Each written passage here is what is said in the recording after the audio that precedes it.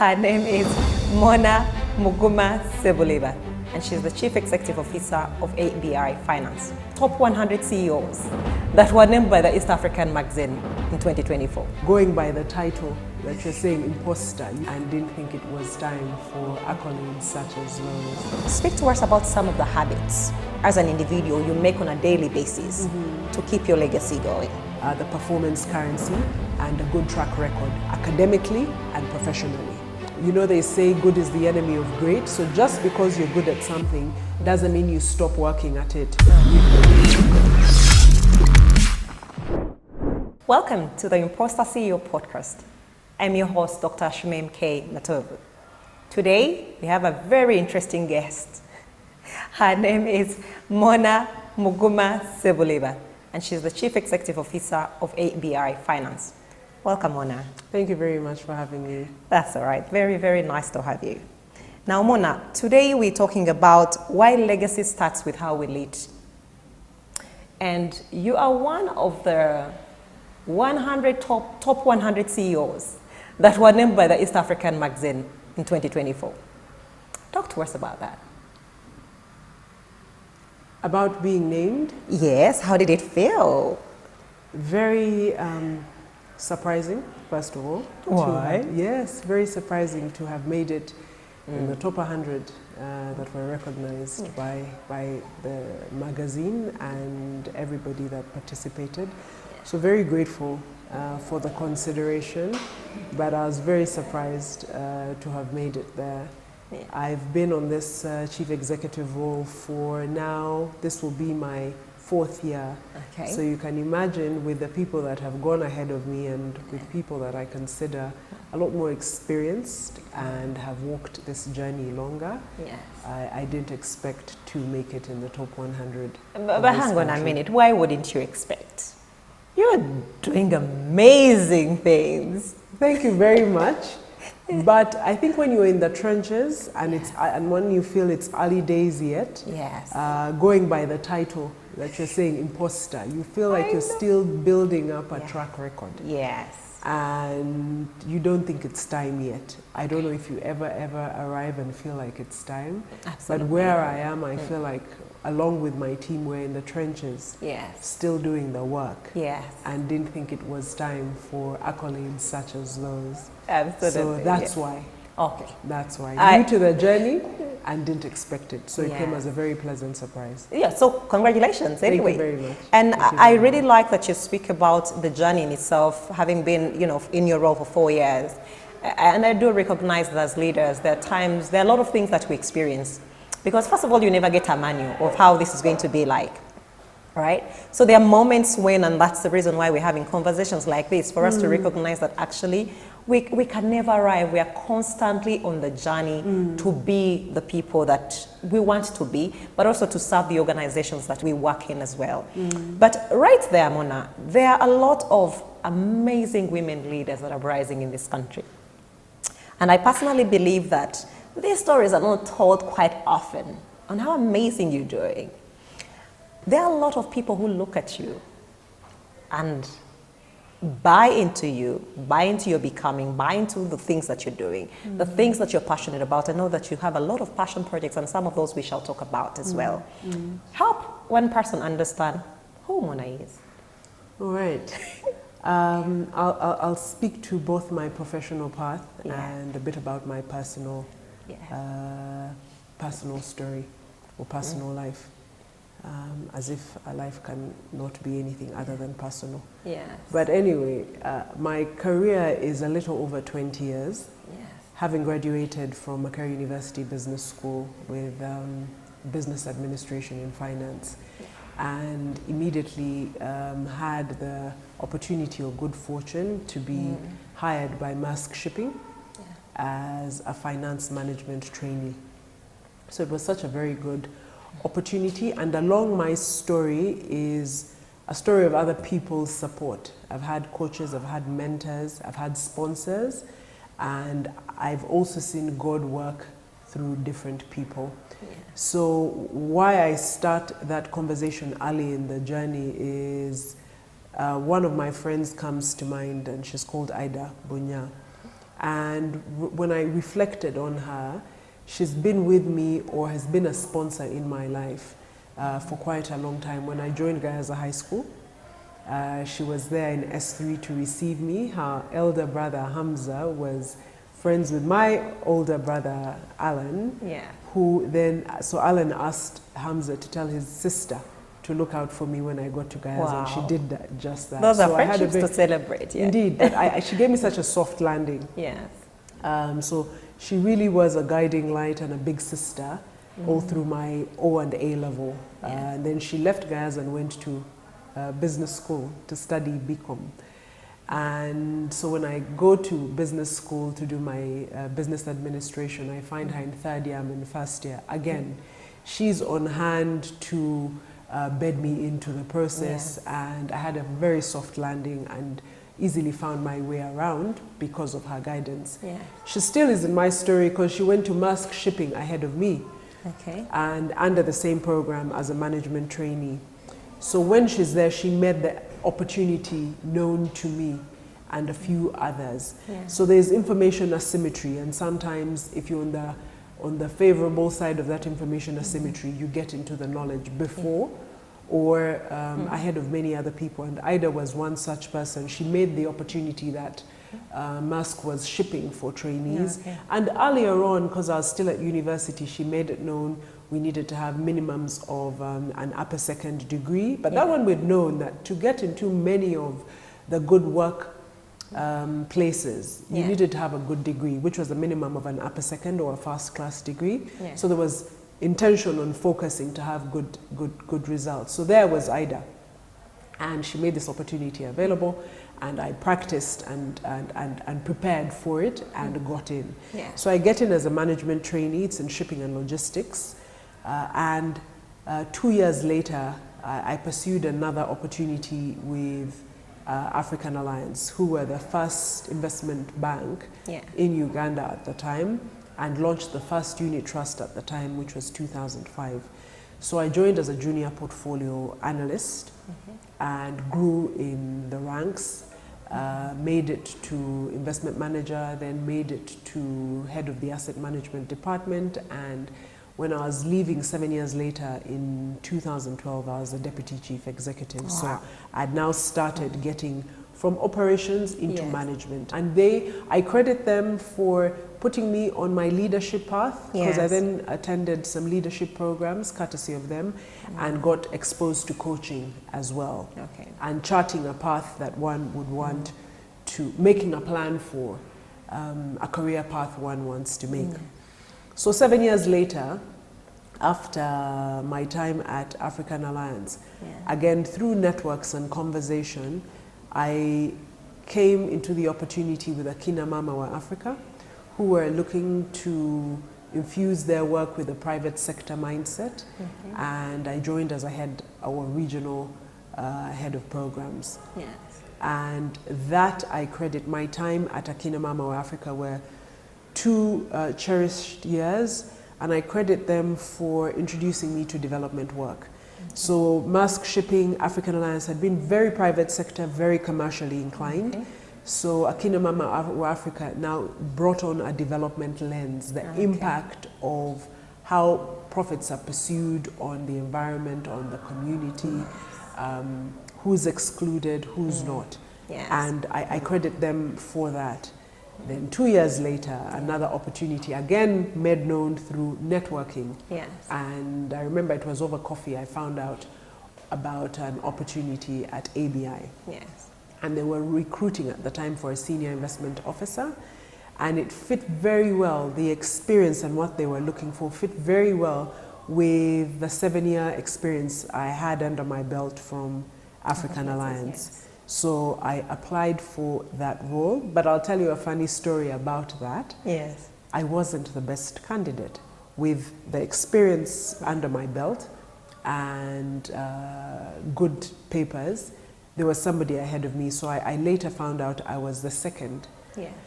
However, the person that had beaten me to it was in a cushier job, I believe at the central bank, and ABI did not match what that person wanted. So lucky for me, they came to number 2.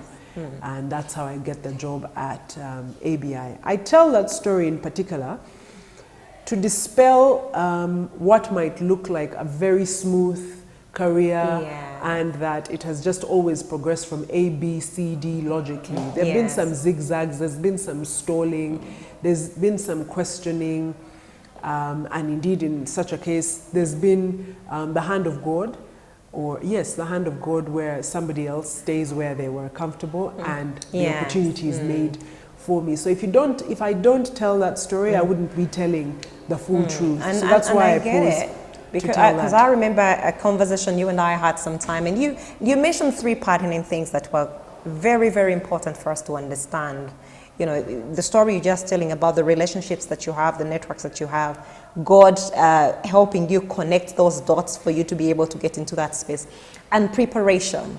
And I like that you also recognize, and I like for our people to get to know out there, because a lot of the times we see people, and I think it's always been on a silver platter. It's very important for these conversations, the stories to be told, for us to know that actually it just doesn't come just like that. There are a couple of things that have to guide you into becoming that person. And that story about your the 3 principles that really guide your pathway, I think for me were very, very catchy. For a leader who's developing today, because like we said, we can't arrive. What are some of the key things that you look at? If you think about your journey, because you're building a legacy as a leader, the story you've told about from your high school into the spaces that you're going into and where you are today, and God just holding his hand on you to say, let that person stay where they are. You are doing amazing things, leading an organization that is very impactful to our community, doing things that perhaps we thought can never happen, but they are happening. Speak to us about some of the habits, some of the decisions that you've had to make as an individual, you make on a daily basis to keep your legacy going. One of the critical success factors, I think, for any leader is their performance currency and track record. You can be as networked as you want, and God may open many doors for you, but if you get the opportunity and don't deliver on your mandate, that opportunity will soon be cut short. And I think we don't pay enough attention sometimes to delivering results and not making excuses or giving reasons. So right from the time we're students and going through school, and this is what I tell young people, as a student, your mandate, your primary mandate at that point is to get good grades. All these other attendant things like leadership development, public speaking, and all these other soft skills that people like to develop comes secondary to the primary mandate, which is to do your best and endeavor to excel. Nothing gets your foot in the doorway like a good academic piece of paper, a good track record. A good reference that says, yes, you have this person on your team, you work with this person on your team, they're going to deliver the goods, they're going to deliver on their mandate. So one is the performance currency and a good track record, academically and professionally. The second one is your networks, pretty much what I like to summarize as a CMS, your coaching, mentoring, sponsoring network. You'll have some coaches who are outside of you, don't necessarily have to have walked the path that you want to walk, but can help you correct or know your blind spots and how to cover them up and how to perfect on the things that you're doing well. Even the things that you're doing well, you could improve. You know, they say good is the enemy of great. So just because you're good at something doesn't mean you stop working at it. You need to get great at it, so keep practicing. Then the areas where you need to put in extra effort or get support, you then work on those. So that's the role of your coach. Your mentor, somebody who has gone ahead of you. Ida, in my story, who's gone ahead of me, is where I want to go, and then shines a light or opens a door and shows you what you need to do. That is also very important. She's very important, and she played a double hat role of being a sponsor. She could have vouched for me, but generally opened doors. But in my career as well, I've had people who have recommended me for certain positions, Yes. especially board roles, based on what they knew about me, and they have the ability to call me to that table. So to be a sponsor, you have to have the ability to call people to a particular table or open the door to a particular position or network. So it's important that you have those three relationships. Can be multiple, can be in the same person, can be one at a time. They don't have to all be active at the same time. So, but then again, if you think of the environment within which we operate, there's a lot that's going on. We call it a chaotic world. How do you then be mindful of those particular elements you're talking about, the decisions and the habits that you're looking at under pressure? You've got to remain focused and have a plan, because there'll be, and the plan also must be adaptable, but you must have a guiding plan. Otherwise, anything goes. If you have no plan, every road will get you to wherever it wants to lead you. So you pretty much need to have a plan for your career, for your family, some broad strokes. Yes.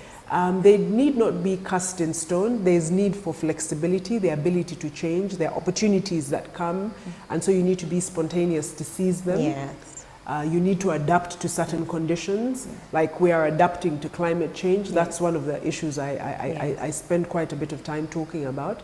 So the plans need to be flexible, but have a plan in place. And then you also need to be diligent and consistent in one way or the other, working towards a certain journey that you own. Because if you don't have the diligence and the consistency in following a certain plan, as I said, you will just fall off and be blown around by many winds. It then guides you. For instance, if one opportunity is presented to you, you can then evaluate it and say, well, considering that I want to be completing my master's by, say, in 2 years, does this opportunity bode well for this season or not? It helps you evaluate opportunities and helps you make choices. That's really insightful. Thank you. So, Mona, definitely from the conversation, we recognize that you are being purposeful on building your legacy. And we need to clap for Ida. We need to clap for Ida. We need too many more Idas. The very first coach and mentor I had. Yes, absolutely. But I want us to focus on, there are a lot of contradictions that happen in leadership today. And it can be political leaders, it could be corporate leaders. We see a lot of our leaders that we hold accountable to certain things. Have you ever experienced a person who is a leader, who is claiming to be building a legacy, but their actions are contradictory? Look no further than me. Look no further than me. The Bible talks about Paul in Romans 7:19. He talks about daily knowing the good deeds he needs to do, but is bedeviled by the evil deeds that he ends up doing. I think I need not even distract myself with looking at the specks in other people's eyes. I have my own logs. I daily see the contradiction with what I want to be, what the ideal mother, wife, leader, co-worker that I want to be. I'll tell you, for instance. Some of the warning signs. Warning signs or mistakes I've made. Plain and simple. You know, keeping our wits about us or remaining calm under pressure, especially as a leader, so as not to discourage the troops, and especially when things are not working out exactly according to plan. Ideally, one should go in with questions about what has happened, how may I be of help, where do we see ourselves going, what lessons are we learning, and there's need to remain composed.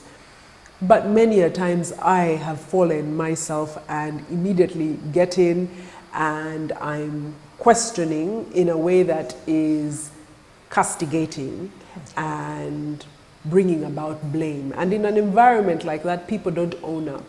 People are scared to, one, learn quickly from their mistakes, own up to the mistakes, speak about what they've learned and how to improve and go forward. So right then and there, I've sometimes recognized I just messed up an opportunity, a learning and growth opportunity, and got into a blame game. And I pick myself up, dust myself up, first of all, own it and apologize. So that helps a lot when you're you have the courage to own it and apologize to your colleagues and co-workers and team and say, guys, I'm sorry, I dropped the ball. I should have been this type of leader. Clearly, I think a lot of us struggle with that. Yeah. Clearly, I haven't. So let's hit the reset button and in calmer circumstances, able to give the leadership that is required. As well, when I bring it to a personal level, sometimes, you know, the whole praise in public, rebuke in private, many times I've just come hard down on my children right then and there in public. You know, they've made a mistake or what I think they ought to know by a certain stage, and you come down hard, and all the sense and sensibility and the eloquence of praise in public, give people their flowers in public, and correct and rebuke in private flies out the window. And right there and then I can see, yes, was I justified in correcting them, but I've crushed a soul and I've affected esteem. Yes. And as I said, you don't mop over spilt milk, apologize. My kids might argue that I don't apologize to them enough. I was about to ask you that, how do you course correct that? Yes. So I'm here talking about apologize to your children. My kids might be the first ones to call me out. But yes, made such mistakes. The important thing is to own it, not make excuses for it, be contrite and sorry about it, and also put in place a plan to try and not do it again. Yeah. At least when you're aware of it, you do your best not to do it again. But if you fail, repeat. So I can't help but think about, and I think on a personal level, when you're dealing with your children, it's same thing as you said. Kids might say, oh, you don't, but you know, kids will always want you to apologize. I'm thinking about this in the work environment where you as a leader recognizes in the heat of a moment, you have expectations or standards that have been set for your team to do particular things, and obviously you trust them to deliver. And for some reason, things do not go as you would expect them to go. Does apologizing immediately come easy? No, it doesn't. It doesn't, but learning from the mistake. You find that, at least I find that I've been able to pause, walk away. My colleague, Natabona, ends up being my venting person. Sometimes I walk to her and I call her into my office to just hear me out. I'm just venting so that it helps me present a calmer. So she's my safe space. She's my safe space. She also will advise me, or sometimes she'll just listen, but she just helps calm me down. So by the time I present again, and then as I've graduated, as I've gotten better, I don't even need to call in Bona. I can do it on my own. But many times it's to walk away from a situation where I'm getting highly flammable, for lack of a better word, and I'm getting irritated or angry. The first thing is to walk away. And many times when I've walked away and come back calmer, it has enabled me ask the question, what happened? What went wrong? And you'll be surprised.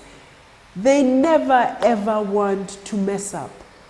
Circumstances or something has gone wrong that they couldn't help, or they genuinely made a mistake, or they are grappling with something in their personal lives. And many times when I've gotten it right is what validates it validates and helps reinforce the good behavior. And I'm so glad when I've gotten it right, and I'm like, I'm so glad I didn't come down hard on this person and I stopped to listen. So a success in such a situation encourages you to keep on with that behavior for another time when a mistake has been made. Many times we're told that we tend to judge people or hold people to a higher standard and expect a lot more compassion when we're being judged. Absolutely. So having that at the back of our minds is just to always start with what happened, what went wrong, in a calm way. And you'll be surprised that it was most times beyond their control. They're only human. They were overwhelmed by something. Sometimes they have a sick child or a sick parent at home. And you're even amazed that they showed up in the first place. You know that, my goodness, you have a sick parent, you were all night in the hospital, and you even made it. So you end up excusing that they were late by 15 minutes because of what they were going through. So Mona, you've made inclusive climate finance a reality at scale. I want us to reflect on the legacy you're building and the organization within which you're serving. You're doing amazing work because this is our future, our today, yes, and our future. I want us to focus on what legacy in action means right now in your role based on the work that you're doing. First of all, just for the benefit of the viewers that might not know what we do, Yeah. ABI Finance is a development finance institution, an impact wholesale lender that works with financial institutions to increase or enable access to finance for smallholder farmers and agribusinesses. This legacy that you're building is huge. I don't know whether you know that it's bigger than you, because we've had a lot of these sustainability conversations, ESG. It's just become a huge buzzword for people. And I think that, you know, as an institution, you're doing amazing work in driving that agenda forward to see that we represent, you know, we turn up as the people that we should be and perhaps build legacies in the process. But while we move away from that, I want us to focus on, there's a passion project that you do on neurodiversity. And it's not so far away. It's not different from what you're already doing in your workplace. Speak to us about that. Now, that one came out of a very personal story. Yes. About a year or two ago, at age 11, Yes. my husband and I finally got to the knowledge that our son had what is dysgraphia, but many people know that spectrum of neurodiversity as dyslexia. Okay. So it went undiagnosed for 11 years, particularly because he reads well. And our knowledge and understanding up to that point of neurodiversity was, if they have a problem reading and can't spell or can't put words together, that's when you know you have a problem. We didn't know any other form of neurodiversity, and so for us, any other form of underperformance that could not be accounted for because he could read well, we felt was just a lack of application. But a critical thing that I say, and not just for this particular topic, but also generally in life, one, we need to let go of the element of picture perfection. Yes. When you let go of that, you then speak freely about weaknesses and challenges. Absolutely. And that helped my husband and I, because we spoke within our family, our friends, and our networks. Yeah. And I remember it was from friends who then introduced us to the idea to get our son tested along the neurodiversity spectrum, which we first resisted because, as I told you, we knew that if he can read, it's just not an application. But also the cultural biases around that kind of interaction, yes. And that also speaks to being open to new information. Remember when I told you about plans? Be open to new information and new ideas. So we came into this new information and said, we have everything to gain, nothing to lose. Let's submit ourselves to that diagnosis or check.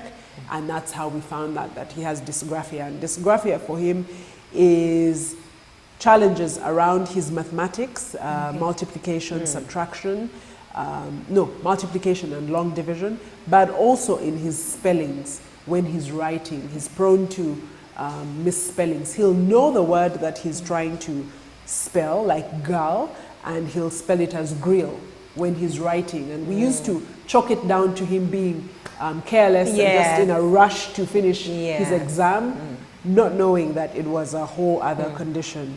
So we've become such you're a mouthpiece now. An ambassador or spokesperson for neurodiversity, not only in education but also in the workspace. I don't know whether it was the case with you growing up.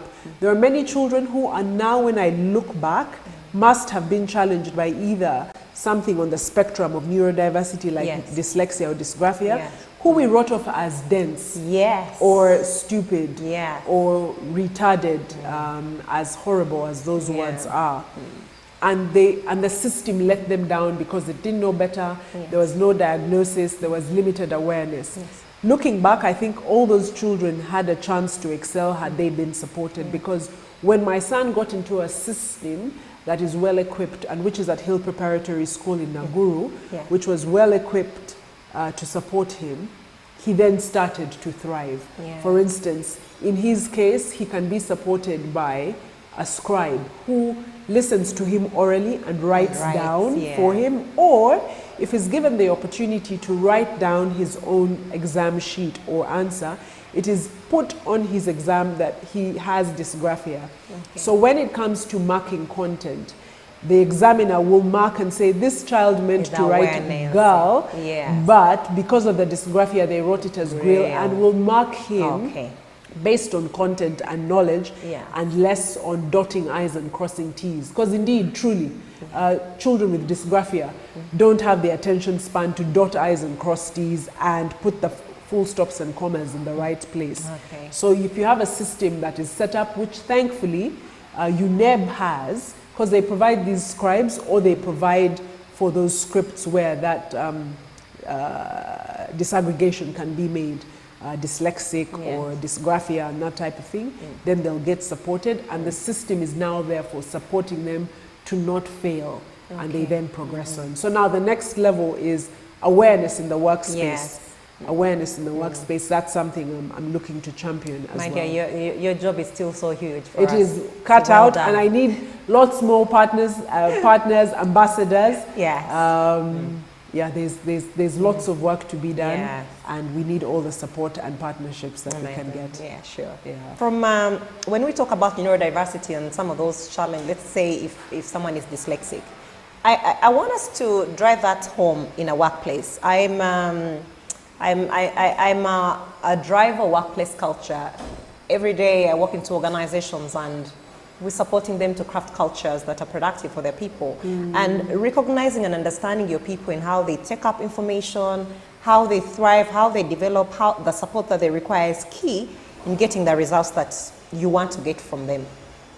I want you to reflect on your experience with your child and how that can be translated in the workplace. Because I think a lot of the times we have conflict in the workplace for no reason. We just don't know. You keep saying this person never applies themselves early enough. This doesn't happen, but the actual truth is they need help, but nobody knows. So speak to us about that. What are your thoughts? I think we are, as a generation that is using a lot of digital technology, are affected and now suffer to a large or small degree, depending on one's use of digital technology, attention deficit disorder, which is usually also a hallmark or comes hand in hand with a lot of the neurodiversity, especially around dyslexia and dysgraphia and that type of thing. Usually there's a bit of attention deficit disorder, or sometimes attention deficit hyper disorder. And why has technology highlighted or accelerated or made it worse is especially these things around shorts and reels. Our attention span is unfortunately decreasing. There might be advantages for it, but the immediate disadvantage is indeed getting used to scrolling and watching reels means we no longer have time to watch 5-minute videos. We don't actually have the time. I've been told that the sweet spot is about 45 seconds. You need to land your message in 45 behavior seconds. Is shifting, absolutely. Exactly. So I wonder how you're going to break this podcast of yours into reels of 45 seconds if you want audience. But anyway, so because of that, I think we're all to an extent dealing with a bit of attention deficit disorder. And how does that present itself? And I found that, for instance, I was suffering it, and I have a remedy to share. It will present itself in many unfinished tasks, which you eventually get done, say by the end of the day or week, but which if you had applied yourself and worked, say, in deep concentration periods of about 15 or 20 or 25 minutes, you could have completed the task. But this is how it presents itself. I'll be writing an email to Lotus, and then Shamim walks past. So I stop the email and I say, Shamim, I was coming to your office to talk to you about that. Do you have 5 minutes? And so Shamim comes and she's telling me about it and says, you know what, I'm walking to a meeting, why don't we walk together? And as we're walking together, we go by the water cooler. And so I stop to get myself a glass of water. I complete my conversation with Shamim. Then John passes by, and then we both ask him, how far with this other issue that we're dealing with? Shamim gets distracted from her meeting, which she should have been at 5 minutes later, but suddenly this thing that was important with John also needs to be sorted out. So we get into that conversation. I have my glass of water, which I've not yet even bothered to drink because of this conversation. Then I drink, and then it's lunchtime. So let me just go up with the group that's going up to the cafeteria. Let's go for lunch. Meanwhile, my email remains incomplete, which started with an email to Lotus, but Shamim walked past. Suddenly I'm at the cafeteria having lunch. Do I look productive? Have I had a gainful day? Because when I come back from lunch, so I was writing this email to Lotus. Let me see, I hadn't even written down the points. They were all in my head. So now I need to gather my thoughts and compose myself and then finish off the email. And that's hopefully nobody calls me on the phone. And perhaps then it's time to pick up your kids because from then I pick up the phone, but so I answered the call, and then I went into a WhatsApp, and my mom is asking me to pass by.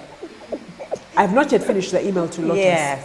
So different things are coming up. And the solution to that is to work with lists. And say, I need to write to Lotus, have a meeting with Shamim. We need to close this with John. I need to call back mom, because some of these things will come. You're not obliged to answer every call as it comes through. You know, we have the I'll call you back.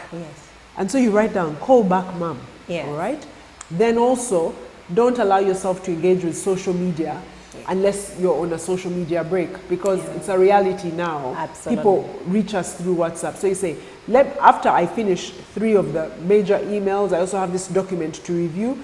At the top of the hour, I will then check my phone and respond to messages within a 15-minute window, which after I need to get back to this list and cross off your list. Otherwise, as I said, anything that's going by will take your attention, and hence the attention deficit. But the ways to work with, it might sound boring, but the way to work through that and not be frustrated with yourself is to work through lists and also give yourself rewards or times when you can check with your phone. And as I said, not every, you can even ask somebody to text you. And if it's urgent, they'll text and tell you. If it was just, I'm touching base with you to see how your day is going, we can do that at the later or when I have a break. So, Mona, do you have an ego? We all have egos. Okay, so earlier on you talked about leadership in the trenches. Help us understand how you check your ego during moments when you are in the trenches. One, it's being alive to the fact that you have an ego. It starts with personal awareness or self-awareness, so to speak. And knowing that there'll always be people ahead of you, better than you, at your level, or people below you. And you're all on a continuum. But it has had to take the awareness to know that you don't know everything. And that there are many ways to skin a cat, or is it to skin a rat? And for instance, when I use that example of our journey with discovering our son had dysgraphia, if we had been closed to other people's input, first of all, not admitting to our weakness, because he was performing poorly at school. So it started by one admitting, our son is not doing well at school, we need help.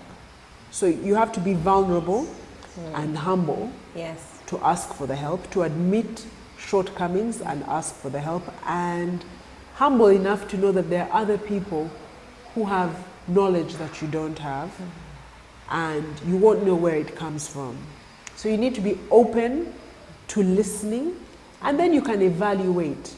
Don't close off information, except when it's obviously destructive and not helpful. There's some way you can determine that it's obviously destructive and will lead me down a path or a rabbit hole that I don't want to entertain.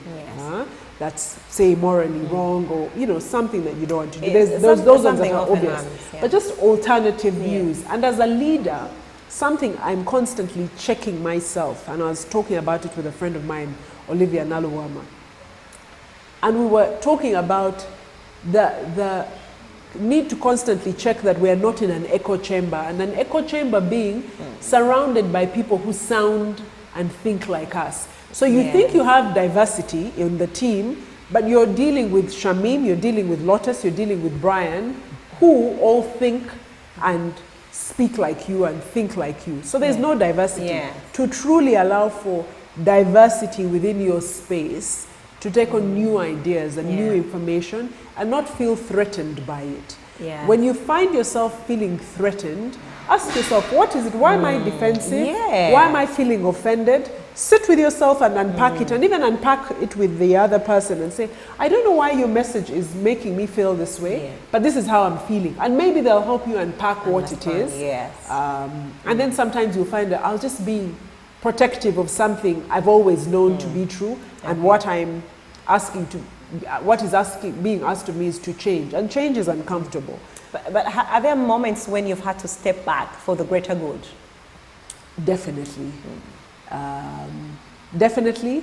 Recognition on my team that there are people who are better at executing and making operational plans. I rely a lot on my team for making the operational plans that will get us to the promised land. I'm more a broad strokes person. There are people who can get into the detail in a way that you cannot, but you have to step away. And it starts by knowing I step away, especially when I'm not contributing the most or at my best, and let the other people who are. And then this is my forte. This is where I will apply my good and help the team move forward because of a particular skill set or knowledge that I have. What are some of your practices that you hope future leaders can tap into, you know, to support them on the journey? Because like we said, in leadership, we learn from each one's story. We can never arrive.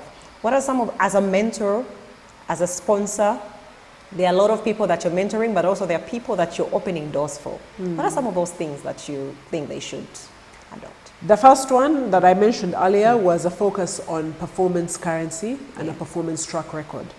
That will get your foot in the doorway, that will get you noticed, that will get you attention, that will make you attractive. So focus on being reliable, focus on being results oriented, and where there are challenges, be solution focused than blaming. So that's on the performance side. The other one that I'll talk to is vulnerability and humility, recognizing your own shortcomings, having grace for people when they are also challenged, but also humbling yourself and speaking to people who are better than you or who have gone before you and asking for help. Partnerships are critical. To go fast, go alone. To go far, go with others. You benefit so much from the synergies that come from partnerships. So partnerships is a critical one. And then diligence and staying the course. There'll be boring times. There'll be times when it looks like you've stagnated. There'll be times when it's just not interesting or you want more. Stay the course, especially if it's not destructive, if it's not affecting your mental health or your personal relationships, if it's not toxic. It's just one of those periods you have to go through. God will join the dots later. It's increasing to your experience, your track record, in another space in which I serve, Girls for Girls. We call it the gathering years. That's where your experience and track record are being put together, being molded, that will serve you for the future. Mona, thank you so much for sharing your nuggets with us. I do believe that a lot of us are going to learn. I have learned a lot today. My pleasure. So thank you so much for coming here to grace us with your knowledge, with your wisdom, with your experience, so that somebody else there can recognize that leadership is not in a vacuum. We are constantly becoming, and that's the purpose we have this conversation, so that the self-doubt, whenever it creeps in, whenever challenges come, it's okay. We are only human. Thank you, Mona. Thank you for having me.